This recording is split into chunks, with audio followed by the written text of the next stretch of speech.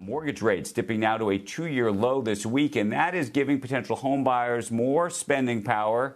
What's it doing to prices? We're going to talk about it. Join us right now with more on the demand of the real estate market. Robert Reffkin, founder and CEO of Compass.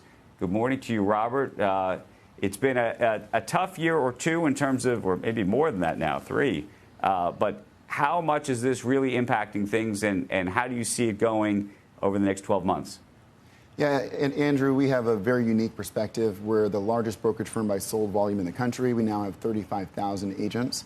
And at Compass, our in-contract listings are up 20% year over year. And so we definitely see that the lower mortgage rates are bringing the buyers back. And in terms of, as you go around the country, is there certain cities where this is making a material difference? And how much of a difference have you seen even in the last month? Well, it started about, let's say, 2.5 weeks ago, right after Labor Day. We didn't see much activity over the summer when mortgage rates were coming down.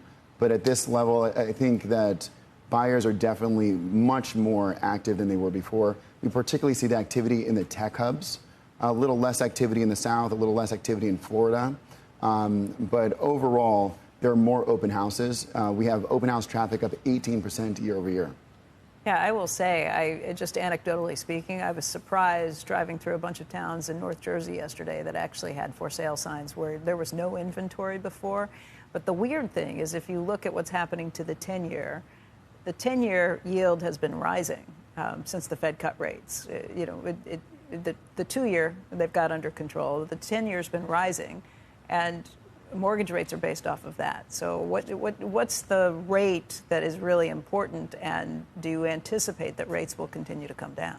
I mean, the dream rate is 5.999. If we could have 5.99, that headline for a few months would where is bring it right now? 6 point what? 6.21. Okay. Yeah, but it's the lowest that it's been in over 18 months. And consumers react more to the change in the mortgage rate than the absolute rate itself. And remember, last year was 8.2.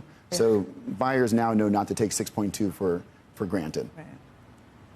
Hey, Robert, is your sense, well, actually, let me ask you this. Are more of your buyers taking 30-year fixed mortgages, 15-year fixed? Are they doing 10 years? Are they doing 7 years? Are they doing ARMs, 5-year? What's going on? 30-year is still the most prevalent, but what the biggest trend has been over the last year is the percentage of all cash buyers.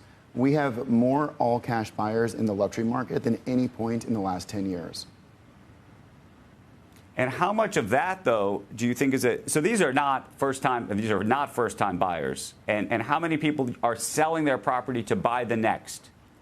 So the issue that we've had over the last 2 years is the lock-in effect. 75% of homeowners were locked into 4% mortgage rates or below about 2.5 years ago. Now it's approaching 50%.